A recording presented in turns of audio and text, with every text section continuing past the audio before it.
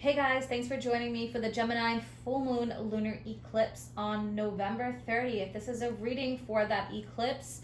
It is general, so take what resonates. I want to get a feel for the general energies. So it's a full moon. Every time there's a full moon, the sun is in opposition with the moon. So it may bring out mirroring qualities. We know the sun is, what shines the light.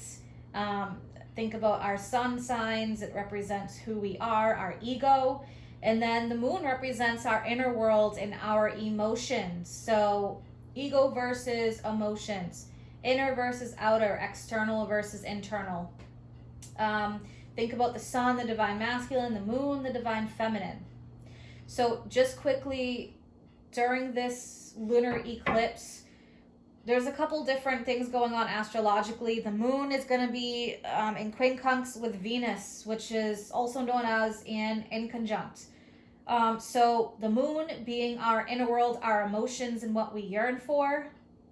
Venus being the sensual things, also being money. So think Taurus, what you have for money and possessions, and then think Libra, romance and play and all of that kind of energy. There could be some challenges surrounding the emotions versus that. So maybe yearning for more. So it could be a time of wanting to spend more money, or a time where you're really focused on relationships and what you're getting out of them. So just keep that in mind. Some of the imbalances there that could come up between love and money and emotions, and receiving versus giving. And also we're going to have Venus opposite Uranus. So Uranus is the ruler of Aquarius, and it is in Taurus currently. So rebellious, change, money markets, the money of the world, what's happening, think about those types of things that could be changing. It could be jobs, possessions, finances, banking, things like that. And again, Venus, what you have. So there could be some upgrades, unexpected events that lead to these upgrades and changes, but it is about walking towards your destiny there. So just be aware of those things that can come up around that time. Focused on money, what you have and own, love, relationships, your emotions, your inner world, the ego versus the inner and the emotions and intuition. All right, so I'm going to start off with Black Moon astrology cards, and I'm going to use the Moonology deck as well. I love using that deck around the moons, Wisdom of the Oracle, and I'm going to pull a couple tarot cards. So, all right.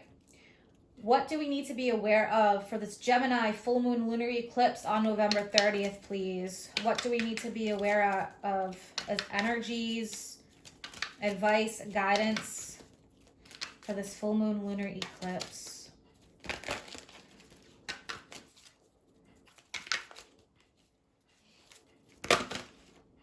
Wow. Okay, look at this. Talking about Taurus, which I mentioned, Uranus and Taurus, but talking about what you own, second house owning, Venus, pleasure, sensuality. Venus rules Taurus and Libra, like I mentioned. Talking about money markets.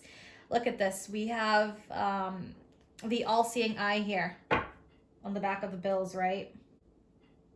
So look at this, second house owning, possessions. The second house rules what we have, what we possess, our resources, what we value, who we value. And then Taurus, what we have, think about that Venus energy. So Venus is going to be a big player in this full moon lunar eclipse in Gemini. Gemini is about communication. It's the third house energy. So siblings, communication, internet, neighborhood, people around you, more short-term travel. So, communication at that time, things may be like acting up even because this full moon is going to be way more intense being an eclipse. All right. But anyway, involving Venus here, money issues could come to the forefront with this. So You know, the things that you value, maybe what you valued in the past is different than now. Maybe you want to make a change with this eclipse. It could be a change in how you feel physically with Venus, beauty, how you look, your health, but this could also be a change in money or finances or even, you know, relationships.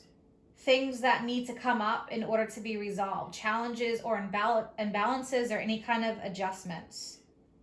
So this is going to be very, very intense, I feel, for many of us, because we really focus highly in this 3D world on money and finances and, you know, beauty and looks.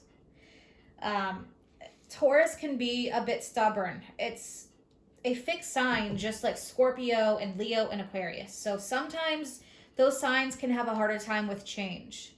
So just be aware that if there are any changes here in regards to what you own, how you make your money, or anything that I've mentioned, that, you know, the universe is supporting you with this. There's definitely going to be more pleasure seeking at that time. So if you feel like you're not getting what you deserve, those kinds of issues can come up. But, you know, with the second house owning card, heavily focusing on finances, some of you may decide, you know, I don't want to work for someone anymore and I want to open up my own business. Or, you know, you have dreams that you suddenly realize that you have now that you didn't have in the past. These things can come up that are just unexpected. So just fast changes, especially with Venus opposite Uranus. Love and finances are definitely going to be a really big focus here. Okay, so, all right. I'm going to pull one from the Wisdom of the Oracle. What else do we need to be aware of, please, for this Gemini full moon lunar eclipse?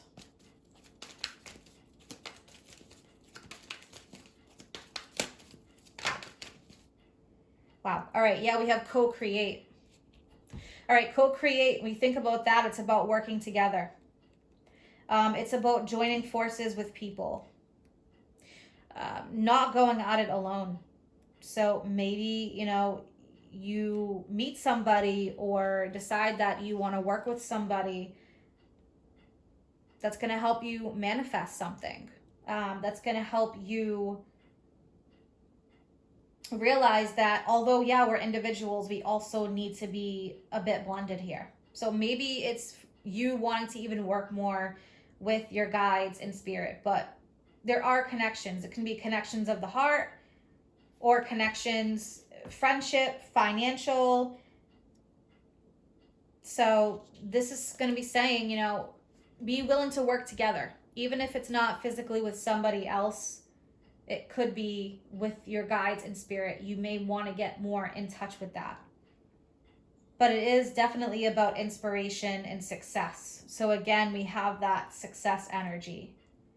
What you want to create. So this is going to be a time of creation. Planting seeds for some of you that are just deciding to make a change. And, you know, you don't get fruit the first day after planting the seed. So just being aware, think about that Taurus slow moving bull energy. It takes time. There's a process to it. But it is going to be a great time of manifestation. So if it's a time of you planting seeds, which usually is around the new moon, it doesn't have to be. It may be that sudden spark of inspiration or that idea that comes to you, that light bulb that's turning on with the full moon. Or this can be a big time of manifesting for you if you have already been working really hard. So lots of success here. Lots about something coming to fruition. Maybe you meet someone who you feel like really values you, who values your ideas and your thoughts. All right, let's pull one from the Moonology deck. What do we need to be aware of for this Gemini lunar eclipse?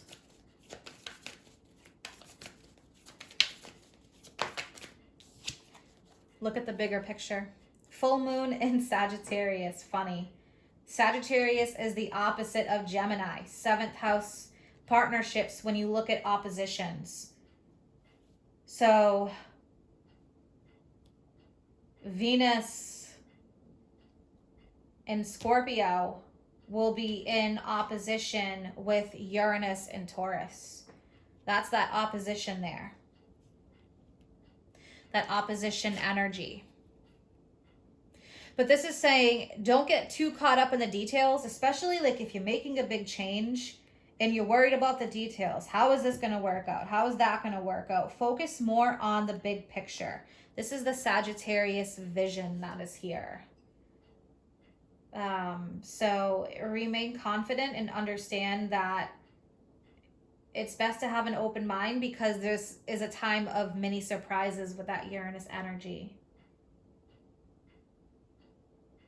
So just take a step back, look at the bigger picture of what it is that you're trying to bring in, what you're trying to manifest. Be aware of the blessings that are happening to you, blessings and changes, and blessings in what it may feel like they're difficulties.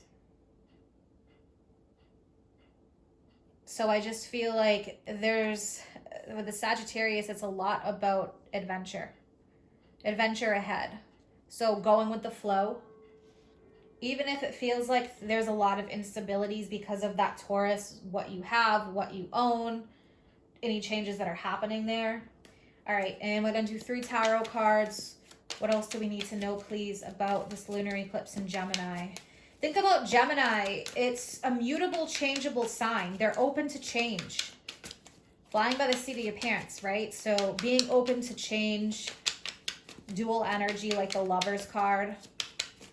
All right, 3 cards for this Gemini full moon lunar eclipse, please. Wow, really nice. We have the Wheel of Fortune, we have the Knight of Cups, and we have Temperance. Temperance is Sagittarius. Wheel of Fortune is Jupiter. So yeah, the wheel is turning with the Wheel of Fortune. I can't believe 3 cards came out perfectly like that. All right. The Wheel of Fortune, Jupiter energy. This is saying that life is full of cycles. Sometimes things are up, sometimes things are down. We just need to ride the wave and go with the flow with the Temperance energy. Temperance is about having patience. It's about staying on our path and staying true to ourselves. But with the Wheel of Fortune is a time of abundance. It's a time of shifts and changes and cycles. So Jupiter is moving into Aquarius. And that is December 19th, I believe. So there we go with the big shift, right? With Jupiter. So this can be playing a really big role in this eclipse as well, because it's going to be the second wave of shifts happening after this lunar eclipse. So with Jupiter going back into moving towards Aquarius, and Saturn is re-entering Aquarius. All right, so Jupiter is the harbinger of expansion, of gifts, of karmic cycles. So with Aquarius, when we think of Aquarius energy, it's humanitarian, friendships, groups, associations. It also represents wages from the 10th house of career. So there's an advancement here, there's an evolving. This could be about, again, working with somebody else or others, a change in scenery in that way, who you associate with. Knight of Cups, so there's some kind of offer here. It's a positive message, a harbinger of something that is going to be in alignment with what it is that you want in your life, even if it's unexpected. And then with that Temperance energy, this is about staying on the path. Temperance reminds me of alchemy, like the magician, the alchemist, but with Temperance, when you see the crow has the cup in the mouth pouring into the other cup, it's an exchange of energies. So this is again, this could be about uniting with someone, working together, combining to create the perfect solution. And it is a card of solutions. All right, let's clarify the Wheel of Fortune. Wheel of Fortune, please. Let's clarify this for the lunar eclipse.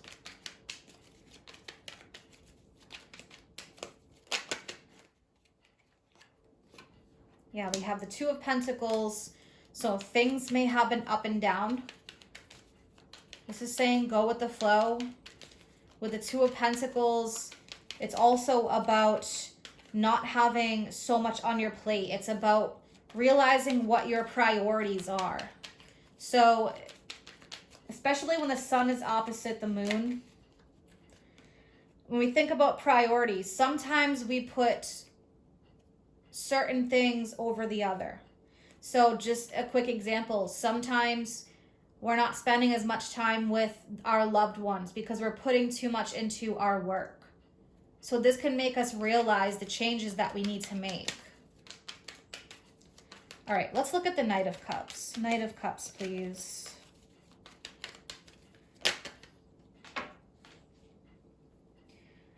Interesting, because now we have the Knight of Swords. Yeah, so I think this is going to come in fast for many. Knight of Swords, fast, unexpected. Sometimes it can be like shocking energy. It's interesting we have two knights mirroring each other.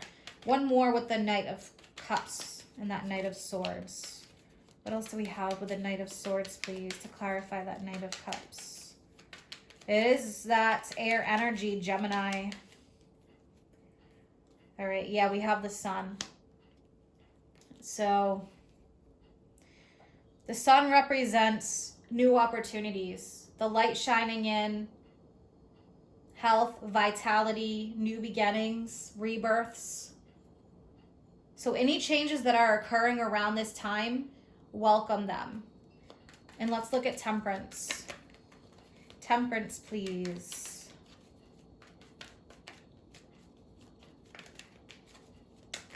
What do we have for Temperance? Wow. I mentioned the Magician. Here's the Magician. I said this card reminds me of Temperance because the Magician, it is a male energy. It represents Mercury, which is the ruler of Gemini and Virgo. But with the Magician, it is about creation. It's about manifestation. It's the confidence, knowing you have all the tools that you need in front of you to create. Right after the Fool, right after the new beginning, the seeds are planted. It's a time of manifestation. But again, patience is needed. Things need to be done a certain way. There's a method to the madness with the universe, so just keep that in mind. It's funny how I mentioned the Magician and how that reminds me of Temperance. But there is a certain process that has to happen here. So just keeping that in mind with all these changes that are occurring. Some things have to fall into place before others do. Sometimes we need to release things to create space for the new. So I can see this being a very powerful time in regards to our priorities and what is most important to us. What we want to create and manifest. What we need to release in order to grow. I hope that you guys have an amazing month ahead. Stay tuned for the December 2020 readings. If you're interested in any of my services or you want to follow me on Facebook or Instagram, all that information is posted in the description box below. Take care.